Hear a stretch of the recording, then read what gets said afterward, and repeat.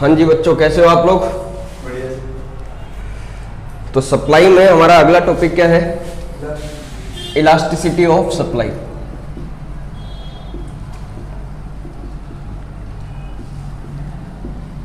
अब elasticity of supply में बताओ, इलास्टिसिटी का मतलब क्या था? इलास्टिसिटी ऑफ डिमांड किया था हमने। इलास्टिसिटी ऑफ डिमांड का मतलब क्या था? इलास्टिसिटी का मतलब क्या था? चेंज, कि कितना चेंज होता है प्राइस के चेंज होने की वजह से डिमांड में कितना चेंज हो रहा है। तो सेम ऐसा ही लैंग्वेज किसके लिए रहेगा? इलास्टिसिटी ऑफ सप्लाई के लिए रहेगा। बताओ, लॉ ऑफ सप्लाई हमें क्या बताएगा? लॉ ऑफ सप्लाई तो एक हमें क्या देगा? सिर्फ और सिर्फ एक क्वालिटेटिव स्टेटमेंट देता है जो हमें ये रिलेशन बताता है प्राइस और सप्लाई के बीच। और प्राइस और सप्लाई का रिलेशन क्या है? पॉजिटिव, कि प्राइस के बढ़ने पे सप्लाई बढ़ेगा। क्योंकि हम किसके पॉइंट ऑफ व्यू से सोचते हैं? प्रोड्यूसर के पॉइंट ऑफ व्यू से सोचते हैं। किसके लिए? सप्लाई के लिए सोचते हैं। तो सेम हमें यही देखना है अभी कि प्राइस के चेंज होने से इलास्टिसिटी हमें क्या बताएगा कि प्राइस के चेंज होने से सप्लाई में कितना चेंज आ रहा है। प्राइस के चेंज होने से सप्लाई में कितना चेंज हो रहा है। तो बताओ, इलास्टिसिटी ऑफ डिमांड का हमारा फॉर्मूला क्या था? सेम वही बात यहां रहेगी, कोई उसमें नया तो है ही नहीं। इलास्टिसिटी का तो सेम ही रहेगा। तो सप्लाई के लिए हम क्या लिखेंगे? Percentage change in quantity demand लिखते थे, लेकिन अभी यहां पे क्या है? सप्लाई, तो quantity supply divide by percentage change in price. ठीक है, तो अभी हम निकाल लेते हैं इलास्टिसिटी। बताओ, ये प्राइस और ये हमारी क्वांटिटी सप्लाई। प्राइस 10 है तो क्वांटिटी 100, प्राइस 20 है तो क्वांटिटी 200, प्राइस 30 है तो क्वांटिटी 300। हमें क्या निकालना है? अभी यहीं तक रख लेते हैं। हमें क्या निकालना है? इलास्टिसिटी। तो बताओ, कितने परसेंट चेंज हुआ प्राइस में? प्राइस में कितने परसेंट चेंज? 100%। और क्वांटिटी में कितने परसेंट चेंज? 100%। तो इसका मतलब आंसर इलास्टिसिटी कितना आ जाएगा? 1। इलास्टिसिटी कितना? 1 हो जाएगा हमारा।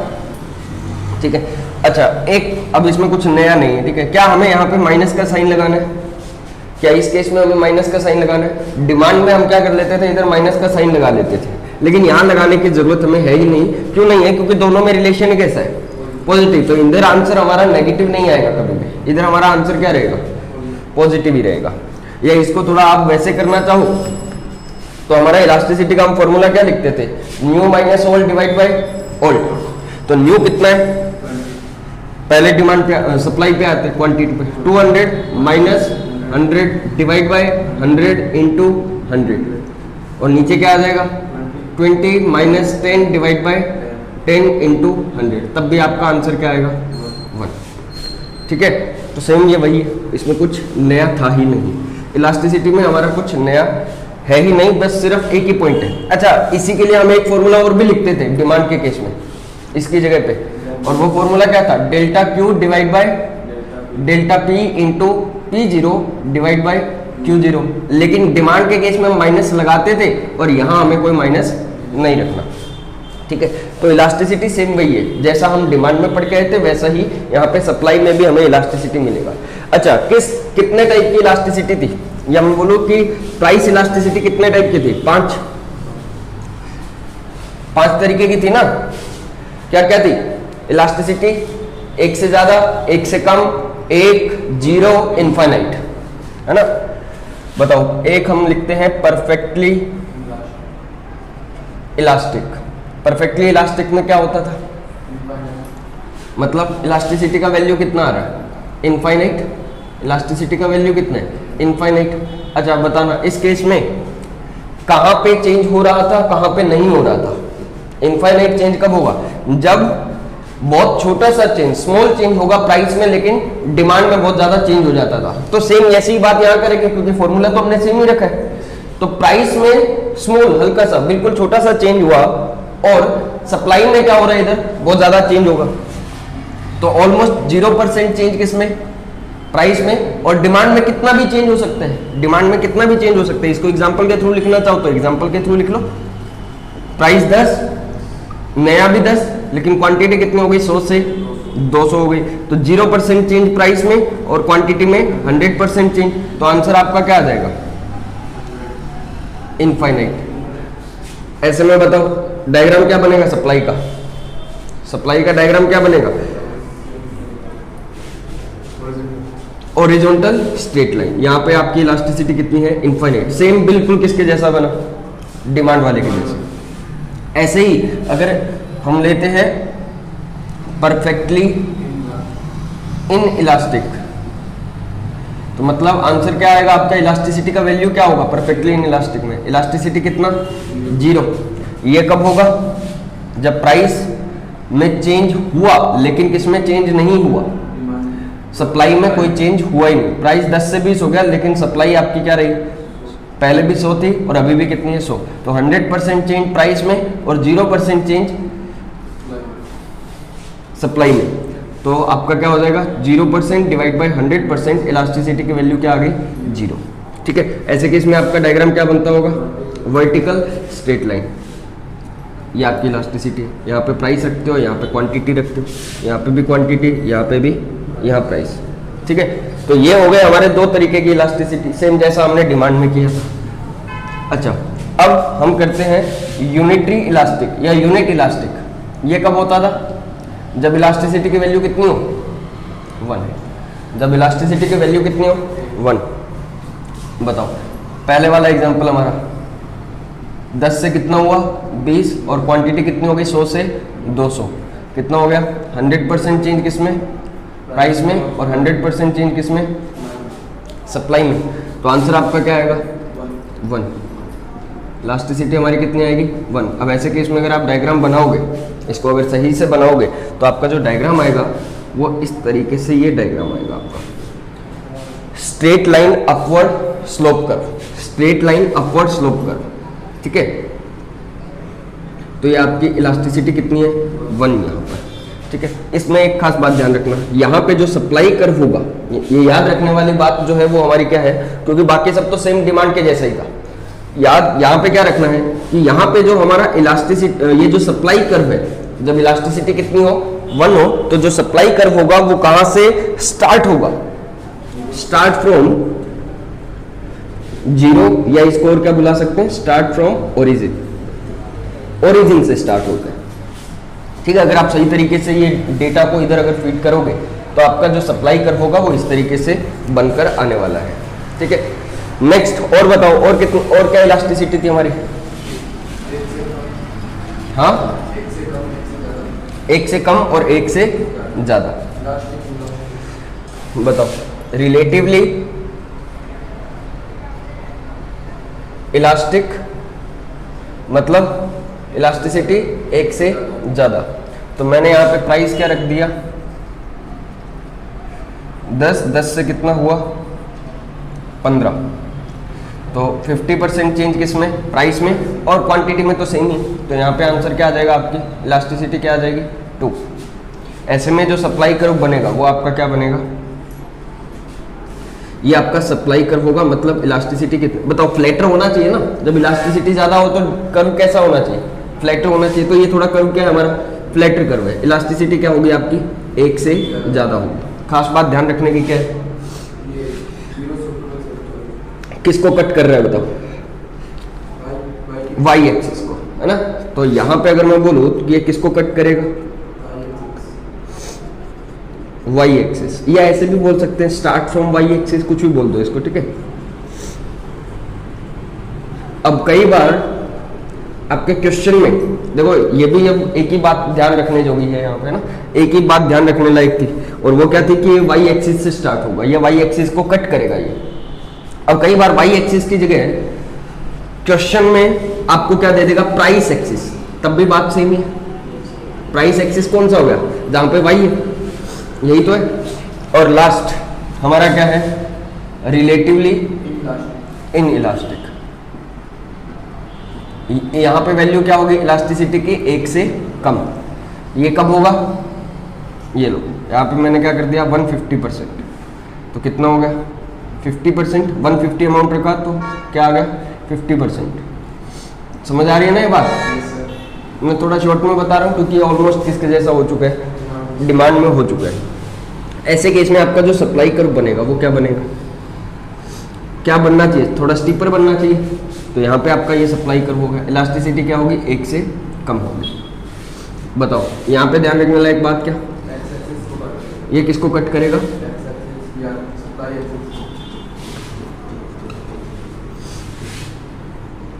एक्स एक्सिस, या इसको और क्या बुला सकते हैं, क्वांटिटी एक्सिस या सप्लाई एक्सिस, कुछ भी बुलाओ इसको। ठीक है, तो मतलब इलास्टिसिटी के अंदर हमें सप्लाई में सिर्फ 3 ही बातें ध्यान रखनी थी, बाकी बिल्कुल ये किसके जैसा था, डिमांड के जैसा था। सिर्फ 3 ही बातें ध्यान रखनी थी, और वो किस केस में था, रिलेटिवली इलास्टिक, रिलेटिवली इनइलास्टिक और यूनिट इलास्टिक में।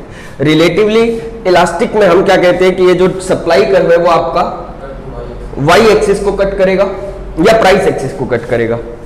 रिलेटिवली इनइलास्टिक में हमें क्या कहना है कि ये किसको कट करेगा, एक्स एक्सिस को कट करेगा और क्वांटिटी एक्सिस को कट करेगा। और यूनिट इलास्टिक में हम क्या कहते हैं कि ये स्टार्ट ही कहां से होता है, ओरिजिन से स्टार्ट होता है। ठीक है, तो इसी के साथ हमारा क्या होता है, सप्लाई का चैप्टर कंप्लीट होता है। हालांकि एक हो रहा है, और वो हमारा क्या है बताओ, ये वाला जो मेथड था हमने अभी तक जो किया वो क्या था, परसेंटेज मेथड, जिसमें हम नीचे क्या ले रहे थे, डिवाइड किससे कर रहे थे, ओल्ड प्राइस से या ओल्ड क्वांटिटी से डिवाइड करते थे। तो मतलब ये वाला मेथड कौन सा था, परसेंटेज मेथड। अब इसमें हमारे क्या आ सकते हैं, आर्क मेथड भी आ सकते हैं। अब आर्क मेथड में क्या लेना होगा, एवरेज।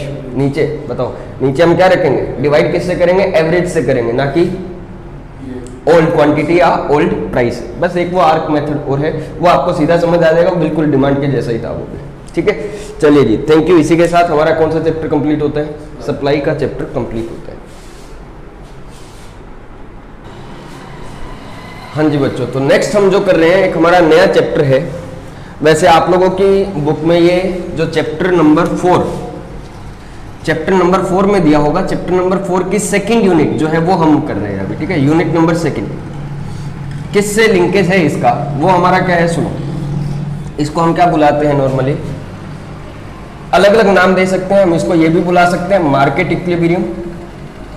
इस चैप्टर का नाम हम क्या रख सकते हैं, मार्केट इक्विलिब्रियम भी रख सकते हैं, या इसको और क्या बुलाते हैं, प्राइस डिटर्मिनेशन भी बुलाते हैं।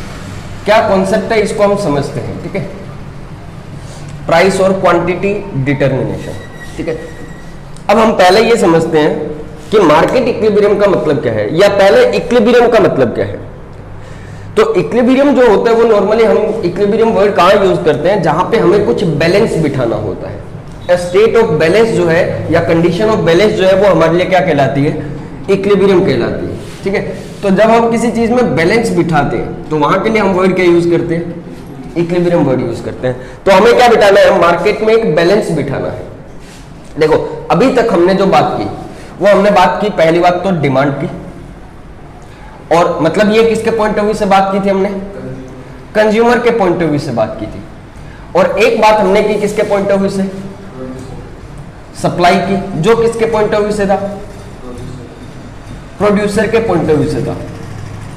अब हम कह रहे हैं मार्केट की अगर मैं बात करूं तो मार्केट में तो दोनों होते हैं, मार्केट में तो कंज्यूमर भी है और मार्केट में प्रोड्यूसर भी है, दोनों ही है मार्केट में। तो मार्केट में तो दोनों ही लोग है ना, प्रोड्यूसर भी है, प्रोड्यूसर अपना क्या कर रहा है, सप्लाई कर रहा है, और कंज्यूमर जो है वो अपना डिमांड कर रहे हैं।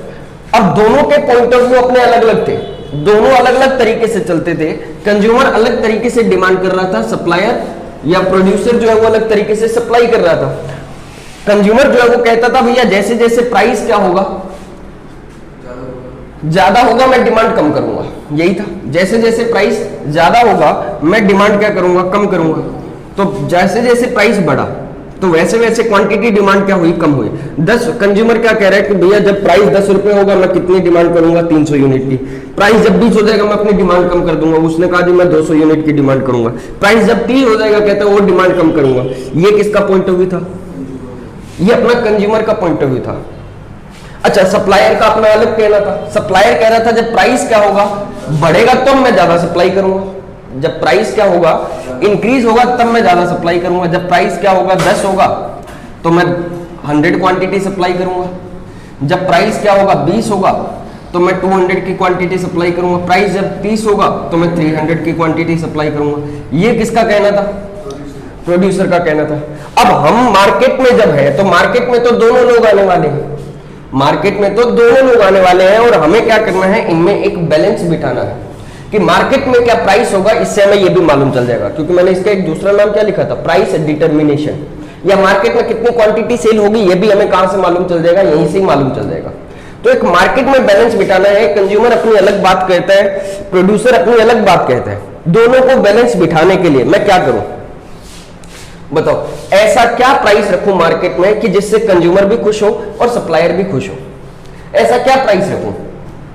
तो इन्होंने कहा कि भैया मार्केट में अगर आपको क्या करना है, इक्विलिब्रियम बिठाना है, मार्केट में अगर आपको क्या करना है, इक्विलिब्रियम या एक बैलेंस बनाना है, तो आपको क्या करना पड़ेगा, डिमांड और सप्लाई को बराबर रखना पड़ेगा, तभी बैलेंस बैठ पाएगा। जब डिमांड और सप्लाई क्या हो जाएंगे, बराबर हो जाएंगे, इक्वल रहेंगे, तो कोई दिक्कत होगी ही नहीं। और बताओ, अब आपने इतना तो देख लिया कि ये दोनों इक्वल कहां हो रहे हैं, जब प्राइस क्या हो 20 हो तो डिमांड भी कितनी है 200 और सप्लाई भी कितनी है 200, कोई इश्यू हो ही नहीं रहा। जब प्राइस कितना है 20 तो डिमांड भी 200 और सप्लाई भी 200, तो ना तो कंज्यूमर को दिक्कत होगी ना प्रोड्यूसर को प्रॉब्लम होगी। ये बात समझ रहे हो ना। तो इसका मतलब मार्केट का इक्विलिब्रियम हमें कहां मिलेगा, जहां पर डिमांड और सप्लाई क्या होगी, बराबर होगी, जहां पर डिमांड और सप्लाई क्या होगी, बराबर होगी। सर क्या होगा कि अगर हम प्राइस क्या रख दे, 10 रुपए रख दे, क्या होगा ऐसा। आप खुद सोचो, इसको थोड़ा सा इमेजिन करो कि मान लेते हैं मार्केट में प्राइस कितना है अभी 10 रुपए, मार्केट में प्राइस कितना है अभी 10 रुपए प्राइस है। तो ऐसे केस में क्या होगा, इधर कंज्यूमर चिल्ला रहा है कि मेरे को क्या चाहिए, क्वांटिटी चाहिए, क्वांटिटी चाहिए। कंज्यूमर लोग कितनी क्वांटिटी डिमांड कर रहे हैं, 300 यूनिट्स की डिमांड कर रहे हैं कि हमें कितनी क्वांटिटी चाहिए, 300 यूनिट। लेकिन इधर सप्लायर क्या कह रहे हैं, मैं तो 100 यूनिट सप्लाई करूंगा, या तो प्राइस बढ़ाओ तब सप्लाई करूंगा। सप्लायर का कहना क्या है कि भैया मैं तो सिर्फ कितनी सप्लाई करने वाला हूं, 100 यूनिट की सप्लाई करने वाला हूं, तुम भले ही डिमांड करते रहो 300 यूनिट की, तुम्हारे करने से क्या होगा, मेरे को जब प्राइस ज्यादा मिलेगा तब मैं क्या करूंगा, डिमांड ज्यादा करूंगा, सप्लाई ज्यादा करूंगा।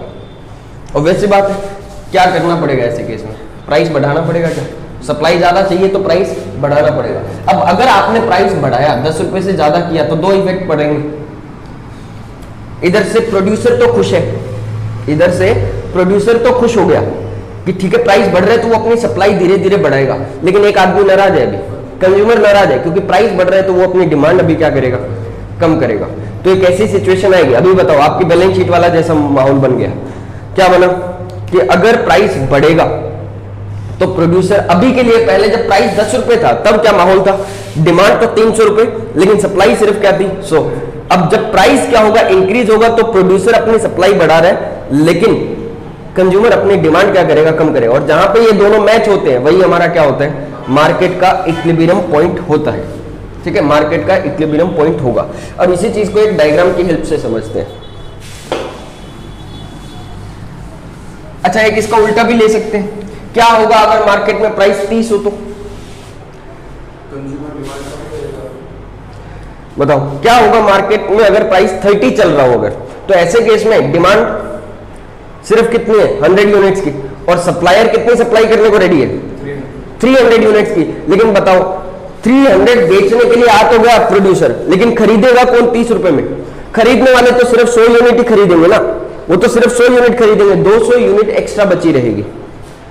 कोई काम की है वो, नहीं कोई काम की नहीं है। तो मतलब एक बैलेंस बिठाना पड़ेगा। तो फिर जब क्या होता है, इसको हम क्या बुलाते हैं, सुनो। अब ये हमारा क्या होता है, सुनो, ये हमारा क्या होता है, सप्लाई का कर्व। बताओ सप्लाई का कर्व क्या था, पॉजिटिव स्लोप होता था ना, ये सप्लाई का कर्व है हमारा।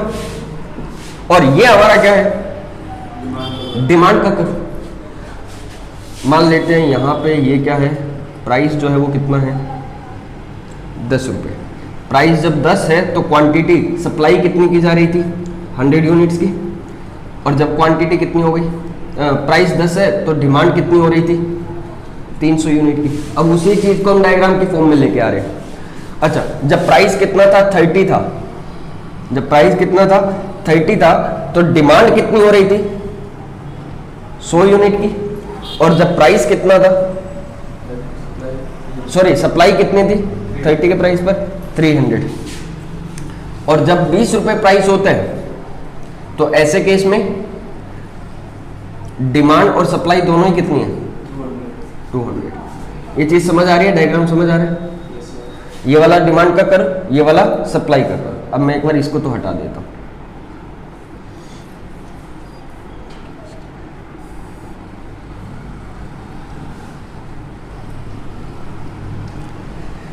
इधर एक बार हम इसको साथ में लिख लेते हैं। प्राइस 10, 20, 30 और क्वांटिटी सब डिमांड और क्वांटिटी सप्लाई। 10 के प्राइस पर 300 और 100, 200, 200, 100 और 300। ठीक है, इस सिचुएशन को बताओ मैं क्या बुलाऊं? ऐसे केस में जब प्राइस अगर मार्केट में कितना हो 10, अगर प्राइस कितना हो मार्केट में 10, ज्यादा क्या है? डिमांड ज्यादा है। इसको मैं एक नाम देता हूं, हालांकि नाम कुछ नहीं है, इसको मैं क्या बुला रहा हूं? Excess demand. इसको क्या बुलाता हूं? Excess demand. डिमांड ज्यादा है, सिंपल सी बात है। डिमांड एक्सेस है, कितनी एक्सेस हो रखी है? 200 की। अच्छा, जब प्राइस 30 हो तो इसको मैं क्या बुलाऊं? Excess supply. इसको क्या बुला सकते हैं? Excess supply. और जब प्राइस कितना हो 20, तब तो दोनों बराबर है, तब तो दोनों बराबर है। और इसको मैं क्या बुलाता हूं? Market equilibrium point. तो बताओ मार्केट में क्या प्राइस रहना चाहिए? मार्केट में क्या प्राइस रहना चाहिए जिससे एक बैलेंस बना रहे? मार्केट में प्राइस रहना चाहिए 20। और ये आप डिसाइड करोगे या मार्केट अपने आप ही डिसाइड कर लेगा? ये मार्केट अपने आप ही डिसाइड कर लेगा, आपको डिसाइड करने की जरूरत है ही नहीं। ये आपको डिसाइड करने की जरूरत नहीं है। ठीक है, और इसी को हम क्या बुलाते हैं? प्राइस मैकेनिज्म या मार्केट मैकेनिज्म भी बुलाते हैं, क्योंकि यहाँ पे मार्केट क्या कर रहा है? अपने आप डिसाइड कर रहा है कि प्राइस क्या होगा। अगर आप मान लेते हैं मार्केट में प्राइस 10 चल रहा है, तो अपने आप क्या होंगे? सप्लायर कम हो जाएंगे और डिमांड ज्यादा हो रखी है तो एक्सेस डिमांड होगी। अब जब एक्सेस डिमांड हो जाती होगी, आप खुद सोचो, मान लेते हैं कि आप लोगों को क्या है? एग्जाम का टाइम है, नवंबर का टाइम। ठीक है, आप एग्जाम देने के लिए जा रहे हो जब, और कैलकुलेटर ले जाना भूल गए। अकाउंट का पेपर था आपका और कैलकुलेटर ले जाना आप भूल गए हो। कितने स्टूडेंट हो आप? मान लेते हैं 100 स्टूडेंट्स। 100 स्टूडेंट्स हो आप, कैलकुलेटर ले जाना भूल गए। मैं वहां पे बाहर अपनी दुकान लगा के बैठा हूं कैलकुलेटर की। मेरे पास क्या है? 10 कैलकुलेटर है। सारे मेरे पास भी नहीं है, 100 मेरे पास भी नहीं है, 10 ही कैलकुलेटर है। ये सिचुएशन को इमेजिन करना। ठीक है, अभी मेरे पास कितने लोग आएंगे कैलकुलेटर की डिमांड करने? 100। और कैलकुलेटर सिर्फ कितने हैं मेरे पास? नॉर्मली कैलकुलेटर मान लेते हैं कितने का आता है? 200 रुपए का कैलकुलेटर आता है। नॉर्मली जो कैलकुलेटर का प्राइस है वो कितना है? 200 रुपए। बताओ क्या मैं वहां पर उस सिचुएशन में आपसे 200 रुपए लूंगा क्या, या मैं ज्यादा प्राइस लूंगा? अभी सिंपल सी सिचुएशन सोचो ये कि अगर, क्योंकि मेरे को मालूम है इन सभी को कैलकुलेटर चाहिए, क्योंकि अभी एग्जाम का टाइम, आप एक्सेस दोगे या नहीं दोगे? दोगे। क्यों एक्सेस दे रहे हो? क्योंकि वहां पर क्या चल रही है? एक्सेस डिमांड चल रही है। सप्लाई तो सिर्फ 10 कैलकुलेटर की थी, लेकिन डिमांड करने वाले कितने डिमांड कर रहे हैं? 100 कैलकुलेटर की डिमांड कर रहे हैं। मैं 200 रुपए नॉर्मल प्राइस चार्ज नहीं करूंगा। अभी मैं प्राइस क्या रखूंगा? अपना ज्यादा रखूंगा। और आप लोग पे करोगे या नहीं करोगे? आप लोग पे करोगे। सिचुएशन समझ आ रही है? वो कौन सी सिचुएशन थी? एक्सेस डिमांड की। अभी इसी को उल्टा लेके चलो, इसी चीज को उल्टा। मैं कैलकुलेटर 100 लेके बैठा हूं, लेकिन मांगने वाले सिर्फ 10 ही है। बताओ मैं किसको सेल करूंगा? या मेरी सेल करने की बारी है क्या अभी, या आप लोगों की डिमांड करने की बारी है? आप लोग कहोगे कम प्राइस पे देना है तो दे। सिंपल सी बात, आप लोग कम प्राइस पे देना है तो दे, और मेरे को प्राइस कम करके ही बेचना पड़ेगा या नहीं करें? मेरे को कम प्राइस पे ही बेचना पड़ेगा। सुनना, जब भी क्या होती है? एक्सेस डिमांड होती है, तो अपने आप प्राइस क्या होने लगता है? बढ़ता है। एक्सेस डिमांड होने पे प्राइस क्या होने लगता है? बढ़ता है। और यही हुआ यहाँ पे। जब प्राइस 10 रुपए था तो एक्सेस डिमांड हुई, तो एक्सेस डिमांड के केस में प्राइस क्या करना पड़ेगा? बढ़ाना पड़ेगा। इससे दो इंपैक्ट पड़ेंगे। प्राइस अगर इंक्रीज होगा तो दो इंपैक्ट पड़ेंगे। क्या?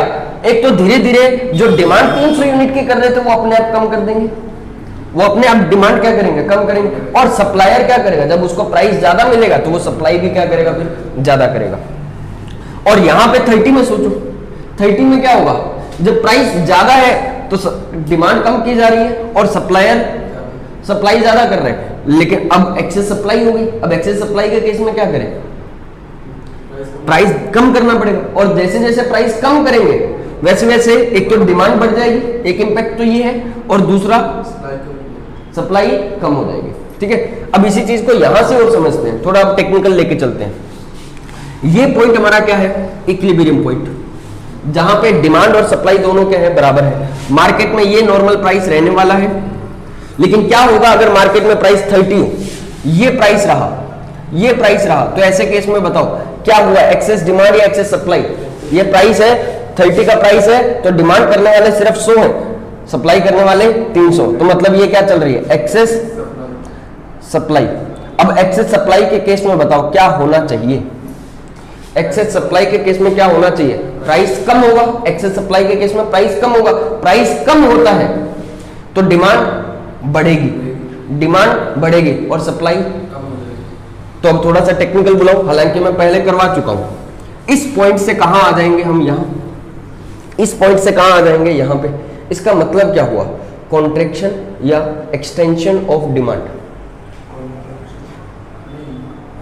कॉन्ट्रैक्शन ऑफ डिमांड या एक्सटेंशन ऑफ डिमांड। याद करो, मूवमेंट अलोंग द कर्व, ये डिमांड कर्व है हमारा, डिमांड, हाँ अभी सिर्फ डिमांड कर्व की बात करना, ये वाले कर्व को भूल जाओ, सप्लाई वाले कर्व को भूल जाओ। यहां पे थे हम, जहां पे 30 रुपए प्राइस था, 300 सॉरी कितनी यूनिट्स की, 100 यूनिट्स की डिमांड की जा रही है।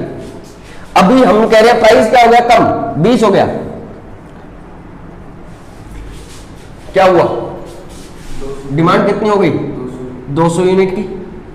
एक्सटेंशन हुआ या कॉन्ट्रैक्शन हुआ, एक्सटेंशन हुआ ना, डिमांड बढ़ गई है, इसका मतलब जहां क्वांटिटी बढ़ जाए वहां एक्सटेंशन, तो ये क्या हो गया हमारा, एक्सटेंशन ऑफ डिमांड। अच्छा, अब ये पहला इंपैक्ट, दो इंपैक्ट पड़ेंगे, प्राइस चेंज होने से दो इंपैक्ट पड़ेंगे, एक डिमांड पे पड़ेगा और दूसरा सप्लाई पे पड़ेगा। और दूसरा इंपैक्ट बताओ क्या हो गया, अभी क्या था, जब प्राइस 30 था तो क्वांटिटी कितनी सेल की जा रही थी, सप्लाई 300, लेकिन जब प्राइस कम हो गया, क्योंकि एक्सेस सप्लाई थी, तो प्राइस क्या हो गया, कम। जब प्राइस कम हुआ तो इस पॉइंट से लेके हम कहां आ गए, इधर, मतलब ये अकेला अब सप्लाई कर्व बना रहा हूं मैं, ये वाला हमारा अकेला सप्लाई कर रहा है। 300 से कहां आ गए हम, 200 यूनिट पर। ये क्या हुआ, एक्सटेंशन ऑफ सप्लाई या contraction of supply, contraction of supply. तो मतलब प्राइस चेंज होने से अगर क्या हुई, सुनो, अगर क्या हुआ, एक्सेस सप्लाई हुआ, तो एक चेन बनाता हूं मैं, एक्सेस सप्लाई के होने से, एक्सेस सप्लाई अगर होती है तो इसके होने से क्या होगा, प्राइस कम या ज्यादा, प्राइस कम होगा, मतलब प्राइस डिक्रीज हो रहा है। और अगर प्राइस डिक्रीज हुआ तो दो इंपैक्ट पड़ेंगे मार्केट के अंदर, एक तो डिमांड बढ़ जाएगी, प्राइस के कम होने से डिमांड क्या हो जाएगी, बढ़ जाएगी, और सप्लाई क्या हो जाएगी, कम हो जाएगी। तो मतलब दो इंपैक्ट पड़ेंगे, पहला इंपैक्ट क्या पड़ेगा, एक्सटेंशन ऑफ डिमांड, और दूसरा इंपैक्ट क्या पड़ेगा, कॉन्ट्रैक्शन ऑफ सप्लाई। देखो ये समझने जरूरी है, हालांकि इसी चीज को मैं और लंबा कर दूंगा बाद में, ठीक है, ये समझ आना चाहिए, अभी स्टार्टिंग का है हमारा।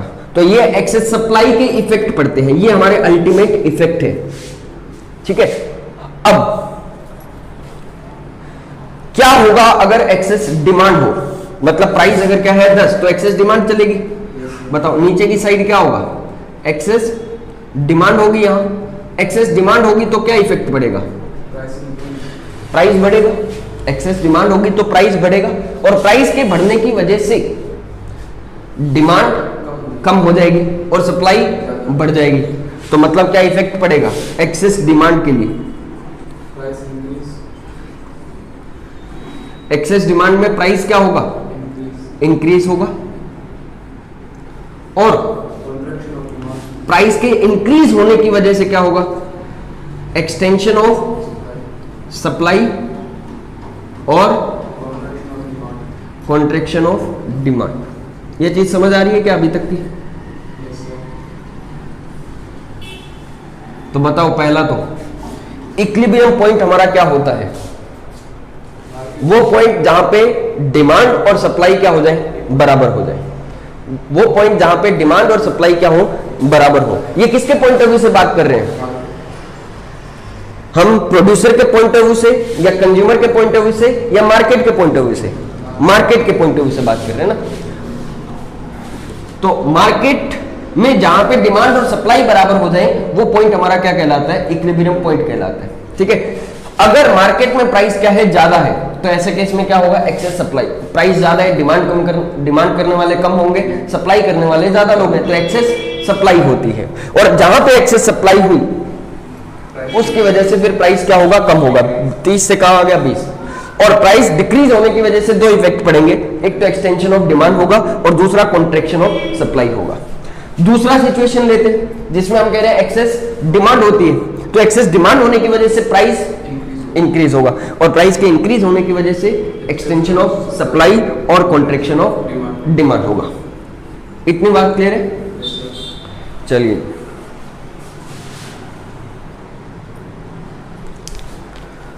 हाँ जी, तो ये हमारा क्या था, मार्केट इक्विलिब्रियम।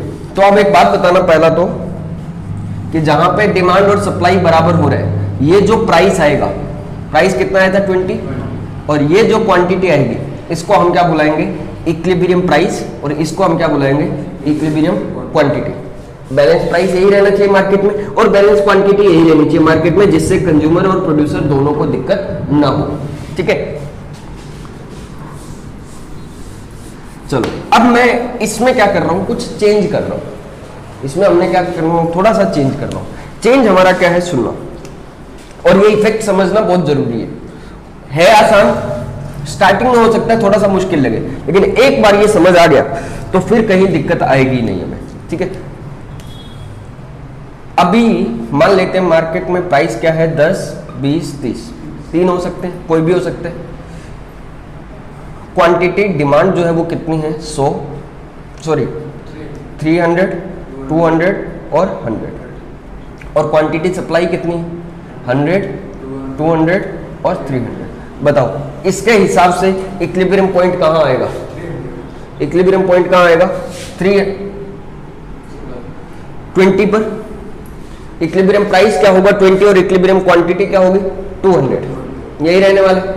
मैं अब थोड़ी सी सिचुएशन क्या कर रहा हूं, चेंज कर रहा हूं आपके सामने। इसको थोड़ा सा बड़ा लिख लूंगा, एक बार थोड़ा सा आगे लेके जाता हूं, थोड़ा और समझाने के लिए। ठीक है, समझाने के पॉइंट ऑफ व्यू से थोड़ा सा मैं टेबल बड़ी कर रहा हूं। मान लेते हैं मार्केट में प्राइस क्या हो सकता है, 40 भी हो सकता है, 50 भी हो सकता है। अच्छा, क्वांटिटी डिमांड थोड़ा मैंने चेंज कर दिया, कितना कर दिया, 500, 400, 300, 200, 100। ये नई टेबल दे रहा हूं आपको, इसके हिसाब से बताना कि इक्विलिब्रियम पॉइंट क्या होगा हमारा। प्राइस का होगा 30, बताओ, प्राइस 30 और क्वांटिटी 300, ये हमारा इक्विलिब्रियम पॉइंट रहना चाहिए। इसके हिसाब से, इस एग्जांपल के हिसाब से मैं एक सिचुएशन चेंज कर रहा हूं। मैंने क्या कहा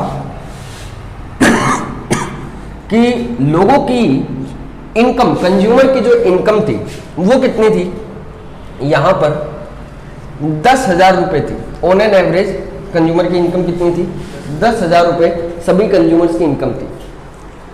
तो जब 10,000 रुपए इनकम थी तो वो डिमांड कितनी कर रहा था, प्राइस 10 होता था तो 500 डिमांड करता था, प्राइस 20 होता था तो 400 की डिमांड करता था, प्राइस 30 होता तो 300 की, प्राइस 40 होता था 200 की, प्राइस 50 होता था 100 की डिमांड करता था। मैंने कहा कि कंज्यूमर की इनकम जो है वो अब कितनी हो गई है, 20,000 रुपए।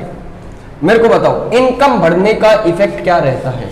अगर कंज्यूमर की इनकम बढ़ जाए, अगर कंज्यूमर की इनकम बढ़ जाए तो इसका इफेक्ट क्या पड़ेगा, डिमांड बढ़ जाएगी या कम हो जाएगी, डिपेंड करेगा नालायक, डिपेंड करेगा किस चीज के ऊपर, गुड्स कैसे हैं, नॉर्मल गुड्स हैं या इंफीरियर गुड्स हैं। सीधा नहीं बोलना कि हमेशा बढ़ जाएगी। इनकम अगर बढ़ती है तो इंफीरियर गुड्स की डिमांड कम हो जाती है। ठीक है, तो चेंज हो गया। तो यहां पे मैं क्या कह रहा हूं, इनकम बढ़ गई और ये गुड्स कैसे है, नॉर्मल है। अब बताओ क्या होगा, डिमांड बढ़ जाएगी। ठीक है, नॉर्मल गुड्स है, तो ऐसे केस में अभी डिमांड बताओ क्या होगी। फिर मैं कहता हूं कि डिमांड जो है वो कितनी होगी, डिमांड चेंज हो जाएगी या नहीं हो जाएगी, या यही रहेगी, अब चेंज हो जाएगी। इनकम बढ़ गई है अब कंज्यूमर की, तो डिमांड भी तो बढ़ेगी। तो डिमांड जो है वो कितनी हो गई, ये वाली जो डिमांड थी वो तो 10,000 की इनकम पे थी, ये डिमांड जो है वो 20,000 की। जब प्राइस 10 है और इनकम कितनी है 20,000, तो वो डिमांड कितनी करता है, कंज्यूमर जो है डिमांड करता है 800 यूनिट्स की।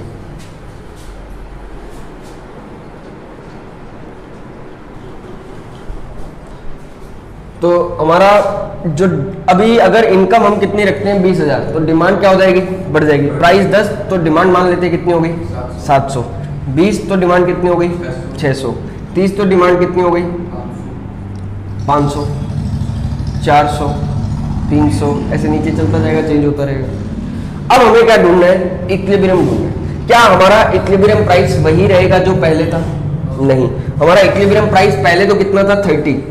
कब था, जब कंज्यूमर्स की इनकम कितनी थी 10,000। अभी कंज्यूमर्स की इनकम बढ़ गई है, तो अभी वो डिमांड क्या करेंगे, पहले के मुकाबले ज्यादा करेंगे, पहले से अगर कंपैरिजन करें। तो अभी हमारा इक्विलिब्रियम कहां हो रहा है, नया जो डिमांड है उसके हिसाब से हमारा इक्विलिब्रियम कहां होगा 400 यूनिट्स पर, और प्राइस क्या रहेगा 40। ऐसा क्यों हुआ ये हमें समझना है। पहले तो हम डायग्राम निकालते हैं कि इसका डायग्राम कैसे होगा। बताओ, ये हमारा सप्लाई कर्व और ये हमारा डिमांड का कर्व। एक बात बताना, ये जो डिमांड कर्व है कितने की इनकम पे है, जब इनकम कितनी थी कंज्यूमर्स की 10,000, और हमारा इक्विलिब्रियम पॉइंट ये था, कितना प्राइस था यहाँ पे 30, और क्वांटिटी कितनी थी 300। लेकिन अब मैं कह रहा हूं कंज्यूमर की इनकम बढ़ गई है। अब कंज्यूमर की इनकम बढ़ने से क्या इफेक्ट पड़ेगा, कंज्यूमर अपनी डिमांड बढ़ा देगा, कंज्यूमर अपनी डिमांड बढ़ा देगा। क्या सप्लायर भी अपनी सप्लाई बढ़ा देगा। आगे का इफेक्ट मत सोचना, सिर्फ अभी इतना सोचना कि कंज्यूमर की इनकम बढ़ गई है, आगे क्या इफेक्ट पड़ेंगे वो हम बाद में सोचेंगे। अभी के लिए मैं सिर्फ इतना कह रहा हूं कि हमें सिर्फ ये सोचना है कि कंज्यूमर की इनकम बढ़ गई है, तो इसका इफेक्ट क्या पड़ता है, कंज्यूमर अपनी डिमांड बढ़ाएगा। हाँ या ना। तो अगर कंज्यूमर अपनी डिमांड बढ़ाएगा तो बताओ, इनकम के बढ़ने से, इनकम के चेंज होने से, नॉर्मली चलो ये सप्लाई करो, मैं बीच में से आपका एक बार कंफ्यूजन ना हो तो हटा देता हूं, ठीक है। तो ऐसे केस में क्या होगा, अदर फैक्टर चेंज हुआ, याद करो, अदर फैक्टर चेंज हुआ या नहीं हुआ, या प्राइस चेंज हुआ है, इनकम चेंज हुई, इसका मतलब क्या चेंज हुआ है, अदर फैक्टर में चेंज है। अदर फैक्टर में चेंज आने की वजह से क्या होती है, शिफ्टिंग के मूवमेंट अलोंग द कर्व होता है, शिफ्टिंग होती है।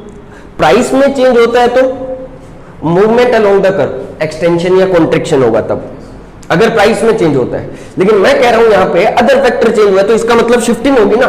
तो शिफ्टिंग कैसी होगी, फॉरवर्ड शिफ्टिंग कि बैकवर्ड शिफ्टिंग, यहां पे फॉरवर्ड, क्योंकि इनकम बढ़ने से डिमांड बढ़ी है, इनकम के बढ़ने से डिमांड बढ़ी है। गुड्स कैसे थे, नॉर्मल। तो डी से हमारा डिमांड कर्व क्या हो गया, D1।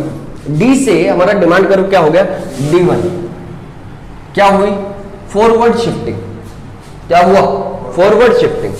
अच्छा, हमारा अब बताना, ये हमारा सप्लाई कर्व वापस से आ गया। अब हम मार्केट की बात कर लेते हैं।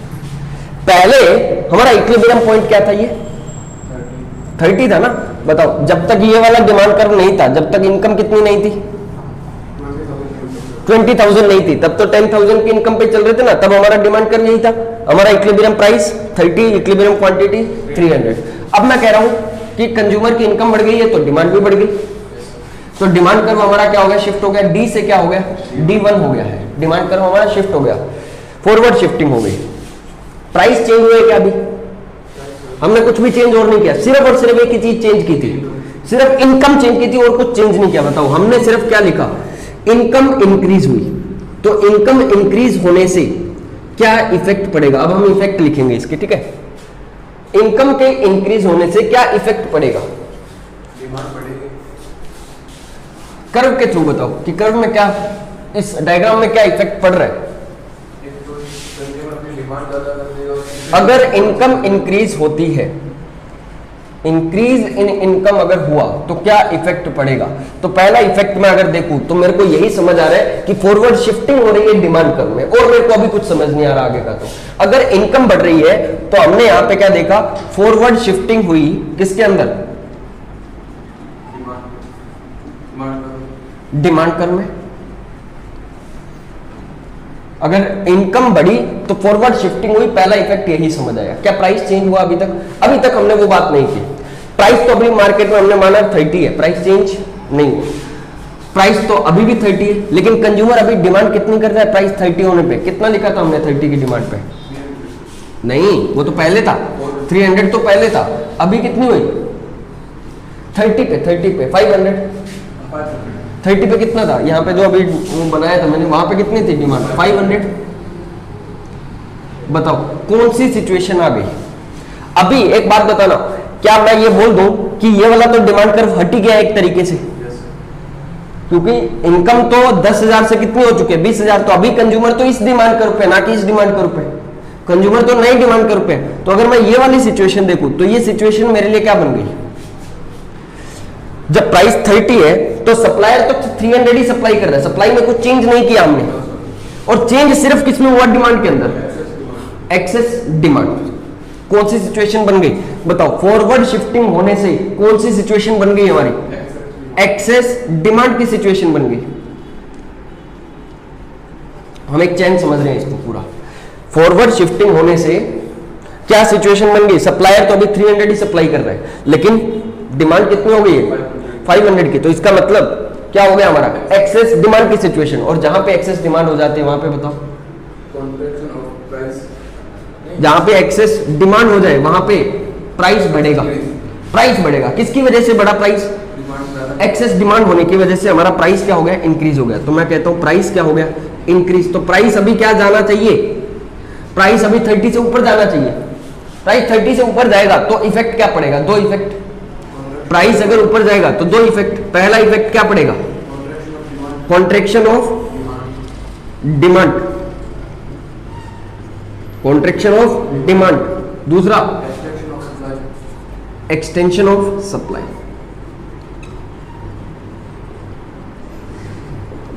यही इफेक्ट पड़ने चाहिए और यही इफेक्ट पड़ेंगे। बताओ ये जब 300 है, सॉरी प्राइस जब कितना है? 30, तो सप्लाई कितनी है? 300। और प्राइस जब 30 है तो डिमांड, अब नई डिमांड कितनी हो चुकी है? 500। तो अभी क्या होना चाहिए? प्राइस इंक्रीज होना चाहिए। प्राइस इंक्रीज होगा तो दो इफेक्ट पड़ेंगे। एक तो जो डिमांड है 500 की वो कम होगी, क्या होगा? कॉन्ट्रैक्शन होगा। ऊपर की तरफ जा रहा है तो इसका मतलब ये क्या हो रहा है? कॉन्ट्रैक्शन। इस पॉइंट से ये मान लेते हैं ए पॉइंट, इस पॉइंट से यहां पे चले गए, हम भी पॉइंट पे चले गए, क्या हो गया? कॉन्ट्रैक्शन। ये वाला क्या है? कॉन्ट्रैक्शन ऑफ डिमांड का। ये जो साइन लगाया मैंने वो क्या है? कॉन्ट्रैक्शन ऑफ डिमांड का। और दूसरा इफेक्ट क्या बढ़ रहा है? Extension of supply. सप्लाई यहां थी 300 पर और ये यहां से यहां चली गई। इसका मतलब क्या हुआ? Extension of supply. ठीक है, तो इसका मतलब क्या? जब इंक्रीज इन डिमांड हो गई तो हम पुराने वाले डिमांड कर्व को तो एक तरीके से भूल ही जाए कि ये था भी, ये तो था ही नहीं, फिर हम तो ये मानते हैं। लेकिन ठीक है, आपकी बुक्स में या बुक्स में क्या नॉर्मली हम इसको बना के जरूर रखते हैं। जब ये डायग्राम बना देता हूं ना, ये डिमांड कर्व बना देता हूं, तो थोड़ी सी कंफ्यूजन हो जाती है कि कहां से कहां जाना है। लेकिन अगर मैं इसको हटा दूं तब कोई कंफ्यूजन ही नहीं है।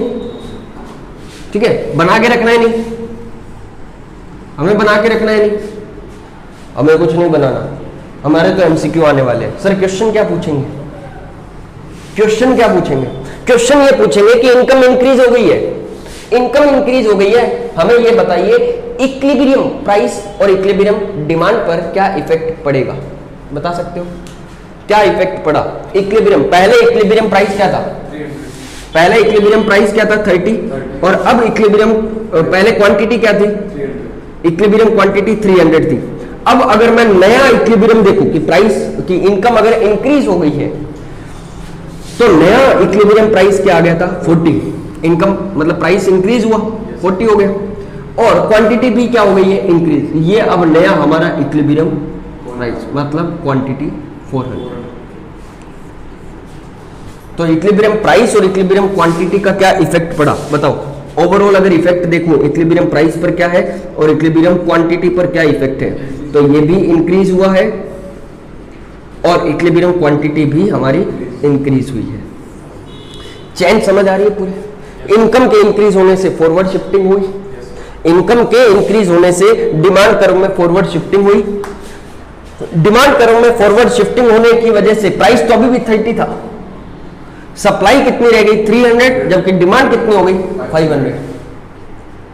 तो ऐसे केस में क्या करेंगे फिर, एक्सेस डिमांड हो गई।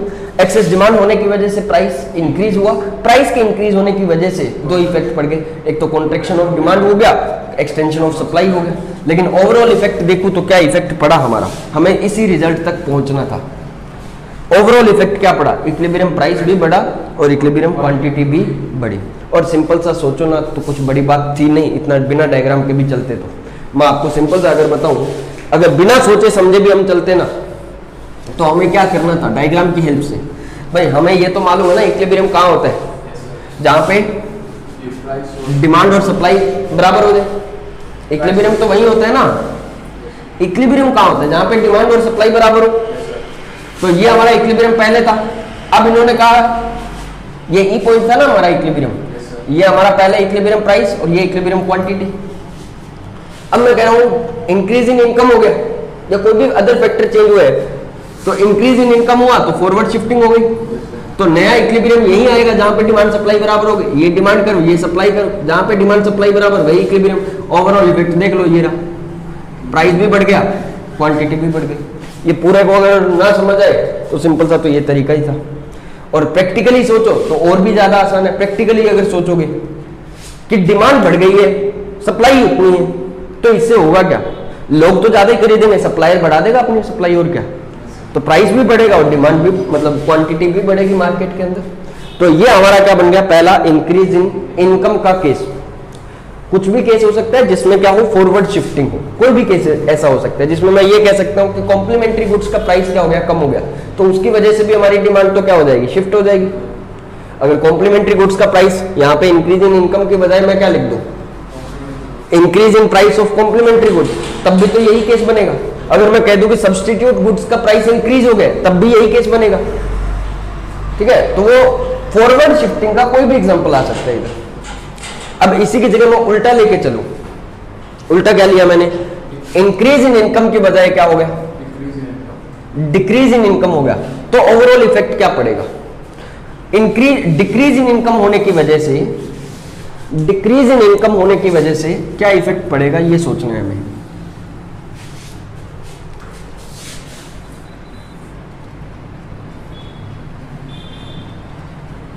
ये हमारा पहले डिमांड कर्व था और ये हमारा सप्लाई कर्व। यहां पर पहले हमारा क्या था, इक्विलिब्रियम पॉइंट था, ये इक्विलिब्रियम पॉइंट था हमारा। अभी मैं कह रहा हूं क्या हो गया, डिक्रीज इन इनकम। तो डिक्रीज इन इनकम कम होने की वजह से नॉर्मल गुड्स की डिमांड क्या हो जाएगी, कम, मतलब शिफ्टिंग कौन सी होगी, बैकवर्ड शिफ्टिंग हो गई। प्राइस चेंज हुआ क्या, प्राइस तो उतना ही रखा हुआ है, मैंने प्राइस चेंज नहीं किया। अब कंफ्यूजन ना हो इसलिए मैं एक बार इस डिमांड कर्व को हटा देता हूं, क्योंकि नया डिमांड कर्व तो यही है। तो ऐसे केस में प्राइस उतना ही है, सप्लाई तो यहां है, डिमांड यहां है, क्या हो गया, एक्सेस। बताओ, पहली बात तो शिफ्टिंग कौन सी हुई, बैकवर्ड शिफ्टिंग हो गई डिमांड कर्व में। इनकम डिक्रीज होने की वजह से बैकवर्ड शिफ्टिंग, बैकवर्ड शिफ्टिंग होने की वजह से क्या हो गया, एक्सेस सप्लाई, और एक्सेस सप्लाई होने की वजह से क्या होगा, प्राइस डिक्रीज हो जाएगा। और प्राइस डिक्रीज होने की वजह से दो effect, extension of, contraction of supply और extension of demand. New equilibrium क्या हो जाएंगे, दोनों डिक्रीज हो जाएंगे। यहां से भी समझ लो, इस पॉइंट से अभी मेरी डिमांड तो यहां है और सप्लाई यहां है, प्राइस क्या होगा, अभी ये एक्सेस सप्लाई हो गई, एक्सेस सप्लाई होने की वजह से प्राइस क्या होगा, कम। प्राइस कम होगा तो डिमांड बढ़ जाएगी, डिमांड यहां से यहां आ गई, तो ये क्या होगा, एक्सटेंशन ऑफ डिमांड, और ये क्या हो जाएगा, कॉन्ट्रैक्शन ऑफ सप्लाई। ठीक है, पक्का। अब ऐसे हम क्या बनाएंगे, नेक्स्ट क्लास के अंदर इसी टाइप के और बहुत सारे केस बनेंगे। इसमें कम से कम हम 15-20 केस बना सकते हैं, लेकिन हम सारे नहीं बनाएंगे। ठीक है, थोड़े बहुत हम बनाएंगे, चलो बाकी हम करेंगे नेक्स्ट क्लास के अंदर। Thank you.